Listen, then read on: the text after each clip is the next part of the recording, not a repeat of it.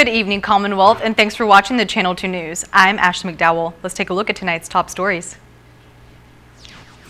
The search continues for the occupant of the vehicle that was driven off of Banzai Cliff. Also tonight, a sentencing takes place for a male for allegedly trafficking ice. And the launch of a new daily service to and from Japan is kicking off in Tokyo. In sports, these two teams have some unfinished business to take care of.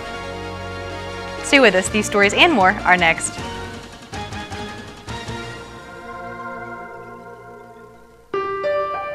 "48 hours. That's all we get in a week. But those 48 hours, we try to make them last forever. How? By filling in fast with all the right stuff. With a lot of laughter, a little drama, some adventure, and a whole lot of love."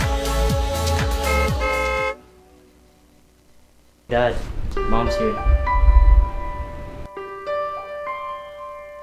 It happens pretty quick, Bye, Dad. but it's cool.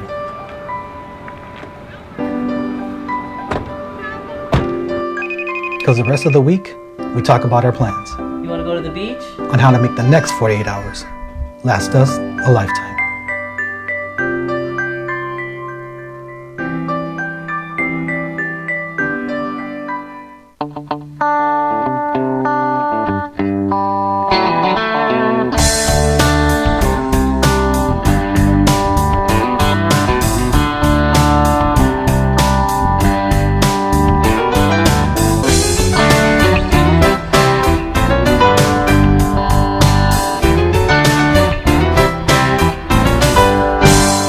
Bubblegum Shrimp Company opens daily at 11 a.m.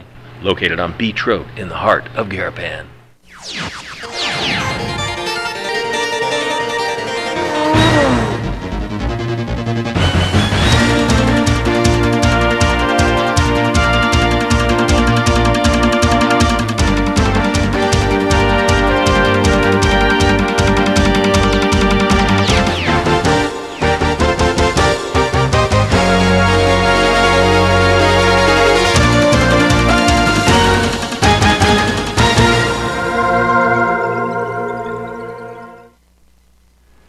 Hafa Day, Tirwami, and good evening, Commonwealth. Today is Tuesday, October 29th, 2019.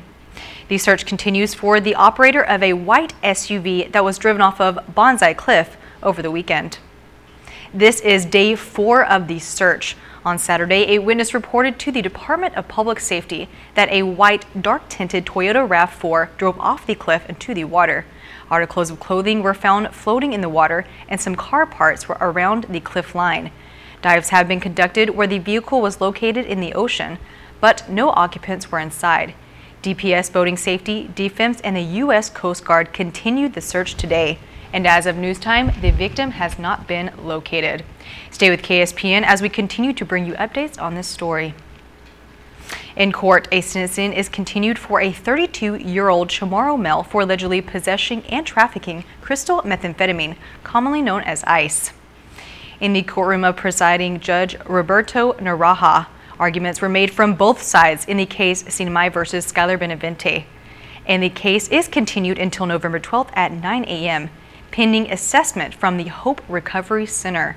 According to court documents, in January of 2019, Skylar Benavente allegedly sold ice to an undercover cooperating source from the Northern Marianas Island Drug Enforcement Task Force during a buy-walk operation. A competency hearing is continued today in court for a male that is pleading insanity at the time of an alleged crime of raping a young teen girl in December of 2017. 20-year-old Serge Osilic Jr. is charged with 2 separate counts of first-degree sexual abuse of a minor and first-degree sexual assault. According to police reports, Osilic admitted to having sex with the 15-year-old minor even after she told him no in December of 2017. Court documents state defendant Osilic gives notice of insanity at the time of the alleged crime.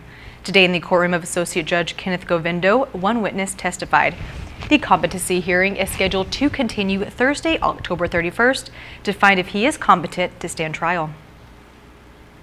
The governor and lieutenant governor are both in Tokyo today as part of the launch of the new daily service about to take off from Japan.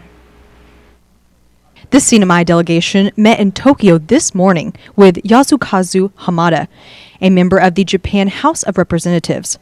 Hamada helped support the new relationship between Skymark Airlines and the Mariana Islands.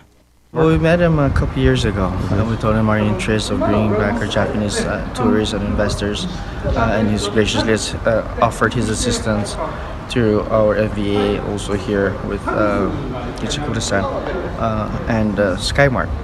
And as you know, earlier today, he's mentioned that he's reached out to Skymark in support of this venture, being Saipan is the first international destination for Skymark. It means a lot for our Japanese market and our Japanese government to have this partnership, and that's why the Lieutenant Governor and I are here to show that they are that critical, that both of us are here to give that support. Included in the delegation is Lieutenant Governor Arnold Palacios, representatives from MVA and CPA. The administration is hoping the new air service leads to new investment. It's very important. This is a really important milestone to reset and reinvigorate our Japanese investment. It's been lacking, and we need to do everything we can, seriously, to not only bring them back, but sustain their investment efforts in Saipan. We have a group of Japanese who will be coming in early part of November and middle part of November to show the interest in some of their proposal to bring back our Japanese investors. So we look forward. It's an exciting time. And again, I want to thank our private partners, our community for their support for Skymark and welcoming our Japanese, and I look forward for that. Tonight at 7 p.m., the CNMI team will co-host a media event along with Skymark in the Roppongi area. The Paseo, the walking pedestrian mall, could open up 2 cars, and one business owner on the strip welcomes the idea. It used to be called the Ginza District, and it was arguably the busiest street in Garapan. Business owners say after the area was converted to a pedestrian mall, business suffered.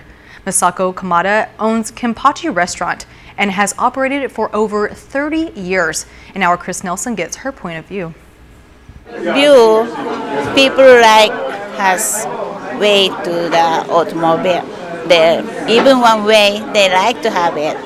And I think it's even tourists, they can see by car to pass it.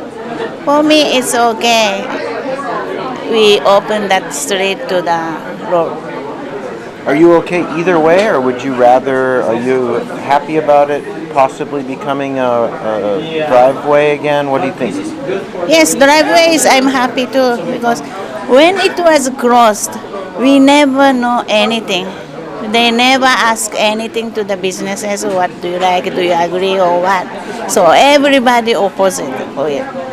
But no choice, we have to follow. So what we can do, just make it more crowded for the people and then make it more bright place. That's why we did it.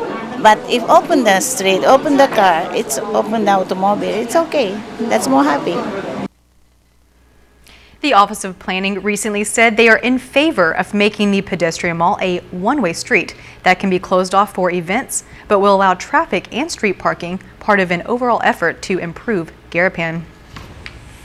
A little over 1 year since Super Typhoon U2 swept over the CNMI, wiping out anything in its path, including streetlights.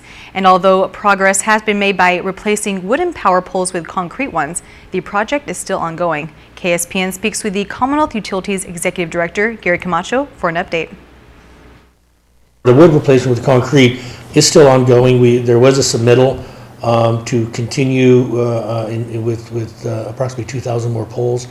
But from my understanding, FEMA was going to review those listings that I got from my engineering department, power engineering department, and they're going to assess and make that determination whether indeed they need to be replaced. I can trust my engineering department to make that determination, and we're hoping that we get support in those findings by FEMA and allow us to proceed forward with those replacements. Camacho says strengthening the system is key. And even though the last 2 typhoons to pass by the Sinai in 1 month were not as strong as U2, he says there still were challenges. There's a lot happening still in way of Typhoon U2, but once those determinations are made, then I think then of course the action and we'll move forward to identifying a contractor to work with CUC in the change out of the power poles that have been deemed required by or confirmed by FEMA.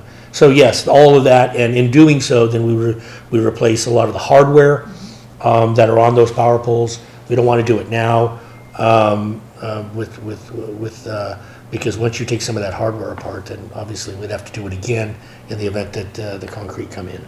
So yeah, there's still a lot happening. Another project Camacho says is continuing is replacing street lights. There's 21 21 containers of materials that were received. Right now, we continue to do street lights across the island. We've got a lot more, and that's going to take just a few more months to complete. And that's also on the island of Tinian. Although in Tinian, we've provided almost all the materials for them to do, and we're going to try to get that going. Although these storms keep pushing a lot of that back or interrupt the momentum in doing so. But a lot of street lights are going to be going, and these are street lights obviously that have been damaged by Typhoon U2. So that's where all the effort is right now, is to replace those existing or those damaged street lights. Camacho says about 2,000 street lights will be replaced, but up to this point, only 1,000 have been completed. He says a major issue is access to materials. And materials have just recently come in, and from my understanding, a lot of the materials that are in only because so many other utilities are experiencing storms, as previously reported in many other areas, and a lot of these manufacturers are providing a lot of those areas also, to include Puerto Rico. And Puerto Rico obviously has been very, has been absorbing a lot of the manufactured materials straight out of the press. So again, it's part of that, and of course Northern California's wildfires and many other places that continue to rebuild their system, as I mentioned before, Mexico Beach in Florida and the Carolinas with Florence and many others. Although the storms were quite some time ago, if you look at the current program with CUC and the CNMI with U2, again, these are not quick processes, particularly when supplies are challenged due to demand. All replacements of power poles and streetlights is 90% federal assistance from FEMA and 10% through CUC. Coming up, the winner of the People's Choice in the ITNE Song Challenge shows off his talent. Find out who he is after the break.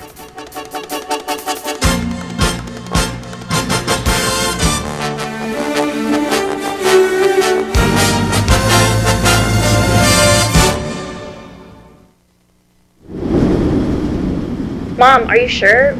What about the shutters? And do you have your medicine? Don't worry about us, love, okay? You take good care of yourself. I'm in love. Yeah, sorry. The power went out, so I had to light up all the candles.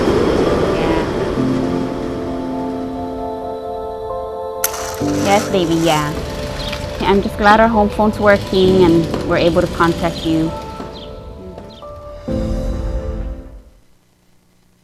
Watch the Visitors Channel online, on time, anytime at saipantv.com. Where to go, what to see, what to do, restaurants, spas, activities, and culture, it's all in one place, in high definition, on your mobile device. saipantv.com. Check it out. Jose and Pedro were born on the very same day.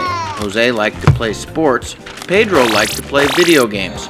Jose's favorite word was pass. Pass me the ball. Pedro's favorite word was pass too. Pass me the rice. Jose is retired and has both time and energy. His life is just beginning. Pedro has diabetes, hypertension, and gout. His life could soon end. Eat less, play more, live longer. Brought to you by PHI, the pharmacy you can trust. Welcome back to the Channel 2 News. ITNE has announced the winner of the People's Choice in the ITNE Song Challenge. ITNE hosted the contest, which ended September 6th for local musicians to showcase their talent by creating a theme song for ITNE. For the top prize winner, prizes include a $1,000 cash prize and 4 phones with free service for a year, and the winner will be featured in a music video produced by ITNE. For the People's Choice Award, prizes include $500 cash prize and $300 gift certificate for musical equipment, and the winner will get to perform at an ITNE sponsored event. 8 finalists were selected for People's Choice, and ITNE has announced that Saipan songwriter and musician Nikki Azuzu has won first in the People's Choice. Azuzu is 24 years old and has been playing music since he was in 7th grade. His song, Life in Motion, received close to 9,000 votes. Take a listen.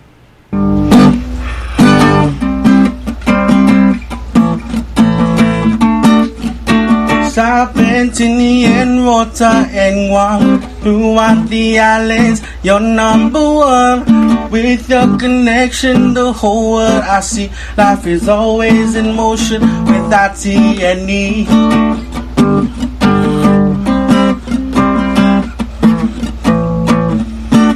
I got 4G on my S10E.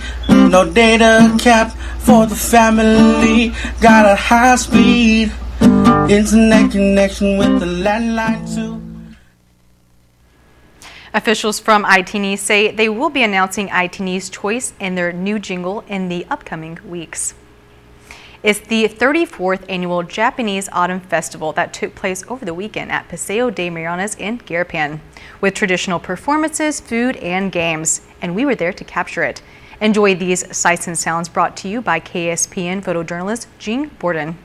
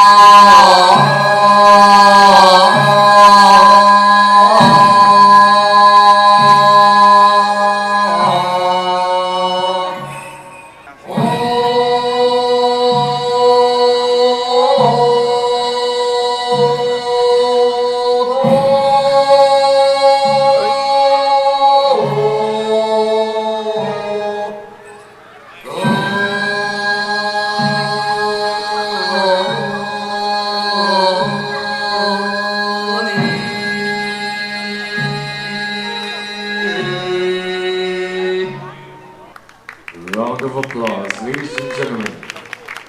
The Katori Jingle. On Guam, a lawyer in LA brings his Chamorro heritage to a California Superior Court.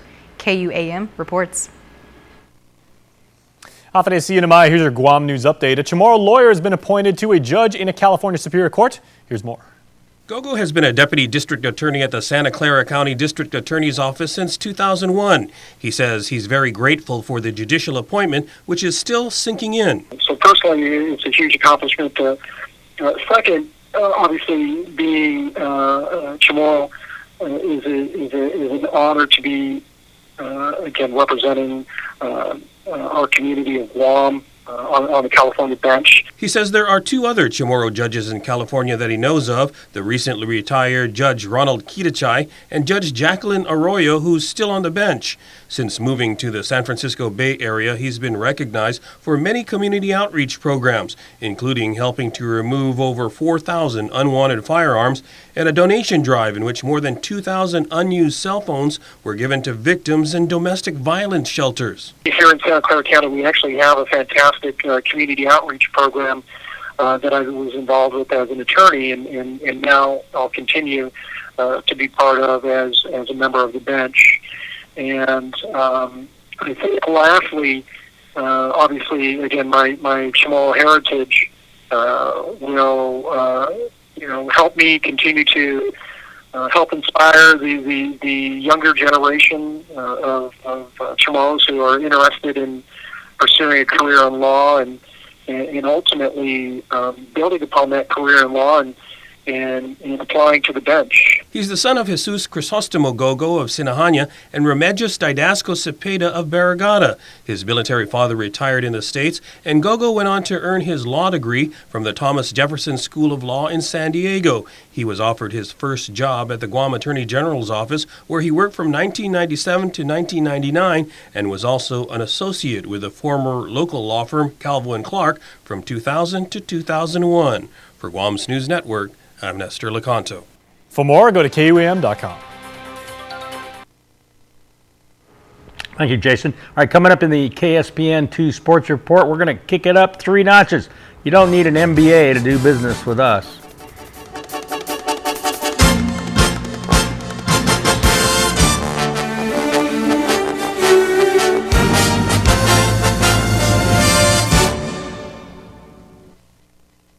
Faster, easier to use. With live TV, recordings, video on demand, and streaming apps, all in a single place. When you're looking for something new, recommendations are tailored to you. Voice-powered, personalized results to find what you want faster. And the unlimited potential of smart home. The new experience from TiVo is here. Hi, I'm Mel, a certified ophthalmic assistant here at Mariana's Eye Institute. Dry eyes can become more prevalent as you get older. It can also be stimulated by medication or environmental conditions. Dry eye is a very common condition. Perhaps as many as 30 to 40% of people will develop it during their lifetime. The symptoms that people have most commonly are, I've got sand in my eye. It feels like I got dirt, grit, something's in my eye. Frequently the eye will water then because of this irritation, and people then will have blurry vision from all the watering of their eyes.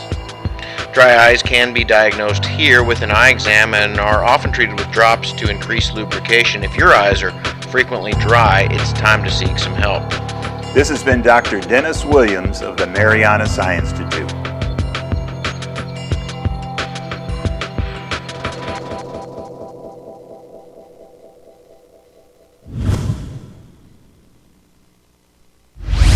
Buenas sports fans.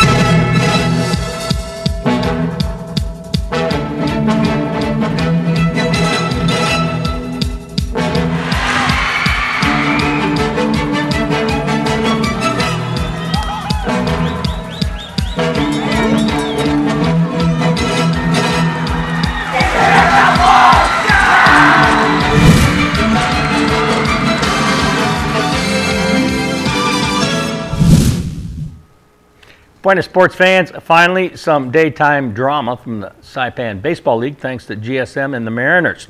Game 2 last Saturday goes to GSM 5-2. GSM scored 4 runs in the second inning, highlighted by Franco Nakamura's single. It was the Mariners who got 2 unearned runs in the 4th inning, and that was all they could get, and that will even the series at 1 game apiece. 2 weeks ago, the Mariners took Game 1 right there that you're looking at, 6-4. Now, the final Game 3 will be this Saturday starting at 10 a.m. And the winner will advance to play the CK Bears, who eliminated the Blue Jays a month ago, seems like last year, and they've been waiting patiently as they seek to repeat as SBL champions. The season had just 6 teams, but has lasted 4 months already because the games are only being played on Saturdays, and that combined with all the rainouts has turned this league into a marathon. And just for the record, I have never seen any Saipan baseball player actually run a marathon. Why? Think about it. You don't need an MBA to figure out soccer organization here. The M League has B and A divisions. That spells MBA. And Dove sponsors the Women's League to keep it all clean. Sunday afternoon, first game of a triple header. Old B Bank in blue. Kosuke Matsumoto has the ball taken away by Banseo Kim, who goes from defense to offense, passes ahead to Junsa Kim, who centers and fires off a shot that's deflected.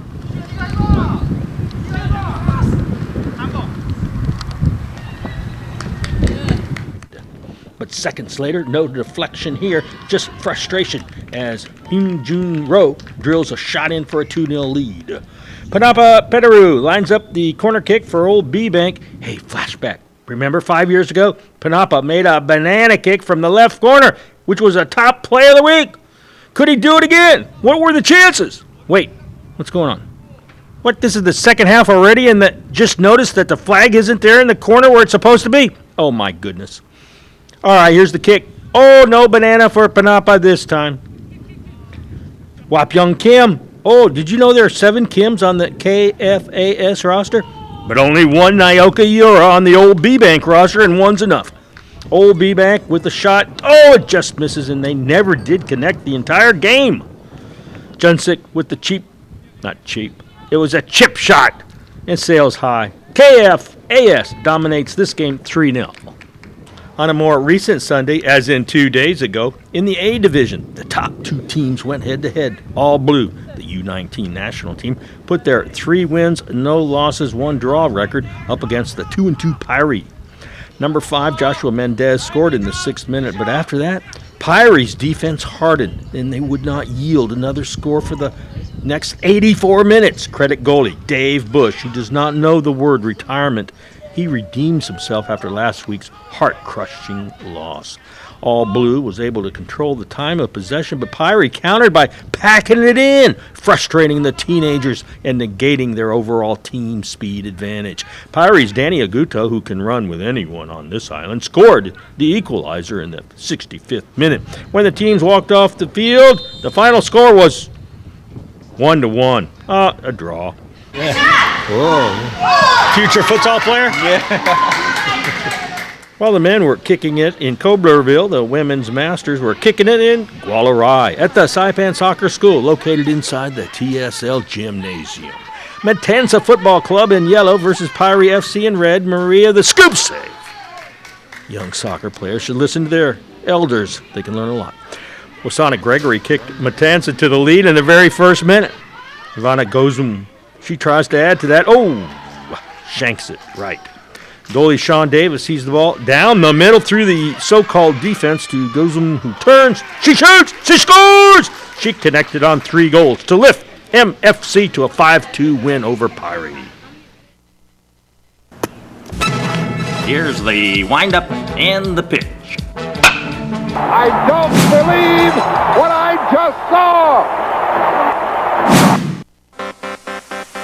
So what are you going to do this year? At Gold's, a dedicated fitness studio with a cushioned floor is perfect for group exercise.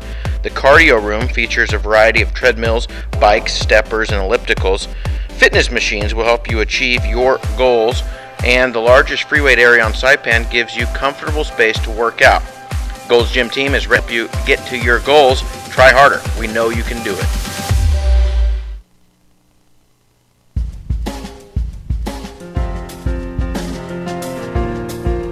Today's high 87, low 78. The reverse, heat index 97. Humidity 82%. Tomorrow, mostly cloudy, isolated showers. East winds 10 to 20 miles an hour.